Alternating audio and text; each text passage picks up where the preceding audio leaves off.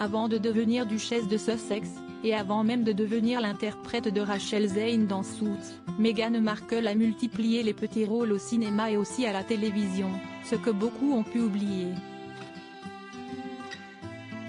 Parmi ces rôles, celle qui est aujourd'hui l'épouse du prince Harry a été, entre 2006 et 2007, une des titulaires d'une boîte, dans Deal or No Deal, la version américaine du jeu connu en France sous le nom À prendre ou à laisser, présenté à l'époque par Arthur.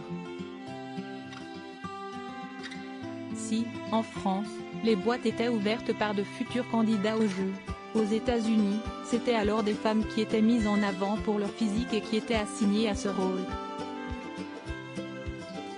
Un poste pour lequel la mère d'Archie et Lily Bay a été reconnaissante dans le passé, comme elle l'expliquait dans son podcast avec Paris Hilton en octobre dernier, mais dans lequel elle ne se sentait pas appréciée à sa juste valeur.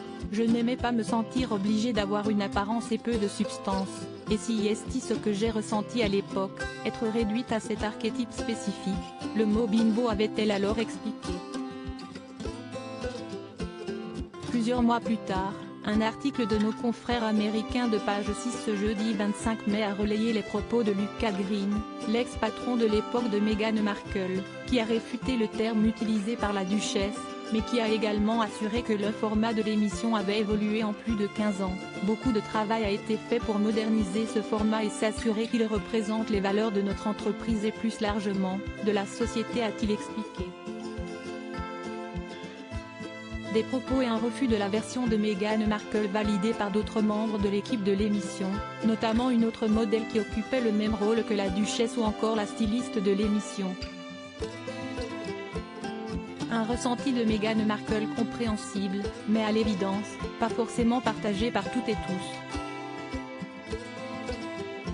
Harry et Meghan Markle, les 100 moments marquants de leurs 5 ans de mariage. Meghan Markle, les rumeurs sur le prince Harry et elle s'affolent si depuis, les choses ont bien changé, Meghan Markle étant désormais mariée depuis 5 ans auprès du prince Harry, les problèmes ne semblent pas réglés pour autant pour la jeune femme. Récemment, des rumeurs de tension au sein de son couple se sont faites de plus en plus présentes, au point qu'un divorce serait envisagé entre elle et son mari royal.